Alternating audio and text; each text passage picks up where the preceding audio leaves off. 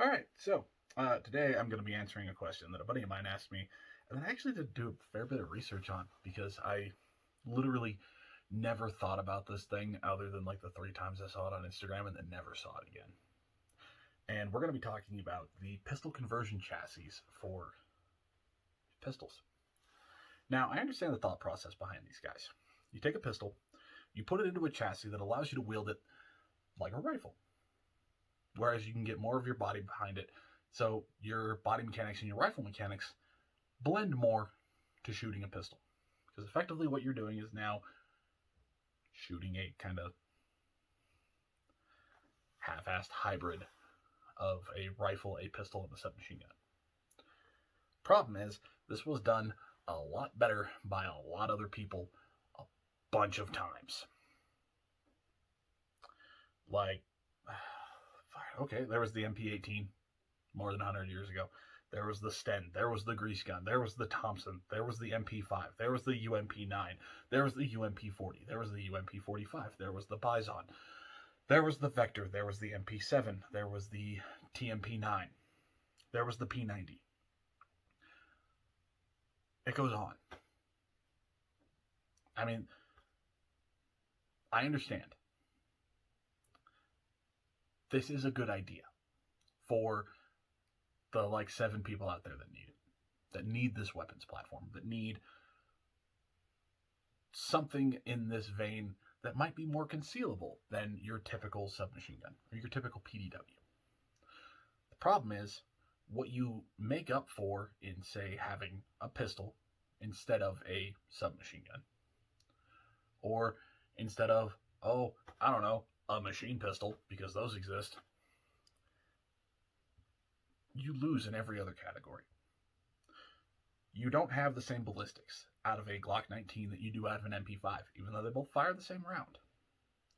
I understand why you would be carrying a Glock 19, but given a situation, I don't see why you would be carrying a Glock 19 in a chassis versus an MP5. Or literally anything else. If you needed something smaller, something in a more concealable package, they make that. Everybody, well, a lot of people, anybody who really has anything to do with PDWs or submachine guns makes something like that. Which is where I run into a problem. You have every advantage in the world running an MP7 or an MP5. Or, I mean, the Vector is a chunky boy, but I would still give the W to that one. Because you took a Glock, put it in a chassis. Now, in order for that chassis to be viable, your gun has to live in it. Which means you have to carry another pistol. Or, yeah, well, now you have 2 pistols. You have the pistol you're carrying on you, and you have a pistol in a neat chassis. Which is super cool and everything. But if my life depended on it, why would I pick up another pistol instead of picking up a rifle or PDW? Now, I understand they were going for something that was more concealable, something that was more sneaky boy-esque. Cool, there's like 7 people that need that.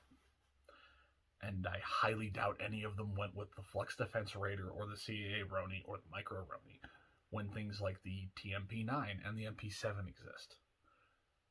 Because the cool thing about those guys was that their companies said, hey, let's take a kind of a rifle caliber and throw it in something roughly the same size as a pistol. And then let's make it fully automatic. Cool. And then the MP7 existed. Then the P90 existed. Actually, I think that's backwards, but you get my point. For the money you're going to be spending on any of those 3 chassis, the Roni, the Micro Roni, the Raider, take that money and build a pistol caliber carbine. Or take that money and buy a P90. Or take that money and buy, well, I don't know if you can buy an MP7, but if you got your SOT and everything, you totally could. And I'm just saying, that's a better idea. If you wanted me to pick something that my life was going to depend on that had to be a pistol caliber. It's not going to be this thing with its cool little pop-out stock. Like, highly doubt Solid Snake would have picked up this fucking thing. I ain't using it either. Because I can have a pistol and a cool chassis that does cool, neat stuff. Looks cool.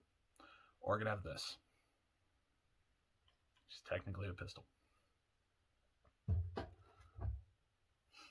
Just lost. You have no ballistic advantage out of the Roni or any of those other things. You have no ballistic advantage. All you have is the ability to shoot your pistol a little bit more accurately and get more of your body behind it, which is important for the people that need it. For the average bear, there is literally a million better options. A million better variants. You could take that AR pistol. Well, not that one. There's a lot of work you'd have to do to make that shoot pistol bullets, but that's my fucking point. You're going to have to buy another pistol. You're going to have to buy the chassis. You're going to have to buy the optics. You're going to have to buy all the other shit. And if you actually want to shoulder it and not get your dog shot, you're going to need a tax stamp. We're already close to $2,000, depending on if you want to buy a Trijicon optic or not. That's probably going to be one of the more expensive parts. That's my point. There's not really an upside here. It doesn't really exist. Because everything that the Flux Defense Raider, the CA Roni, or the Micro Roni does, H&K's been doing better for years. FN has been doing better for years. Brugger and Tomet, or Tom, whatever, been doing it better for years. Ruger's doing it better.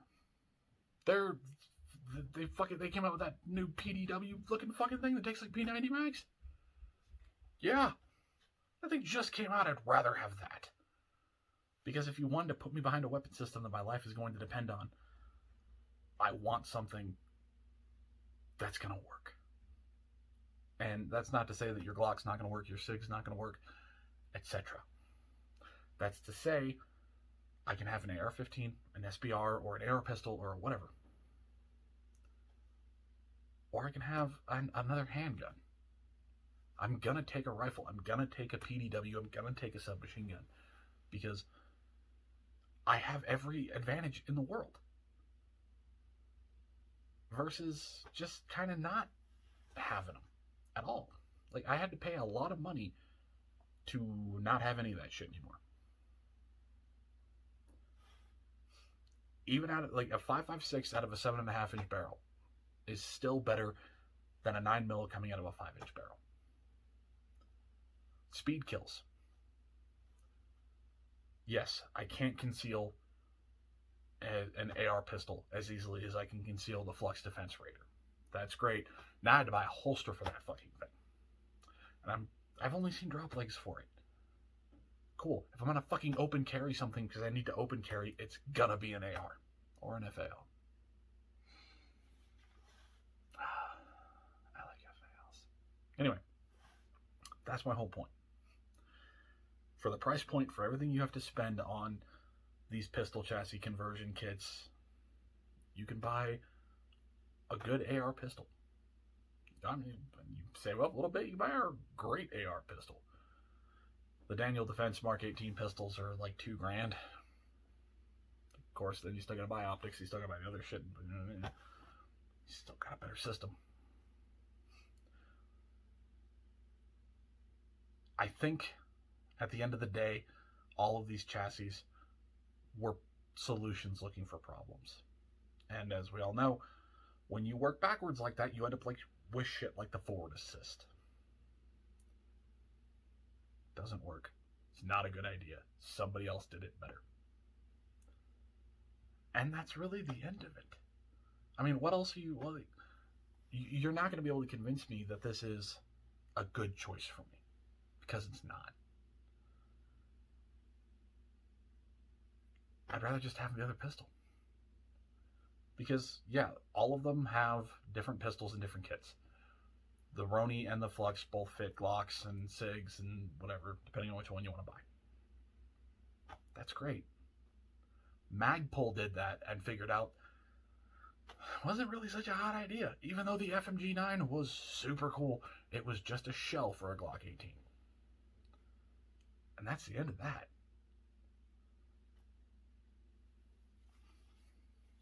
Can I shit on this more, or am I done? No, I think I'm done.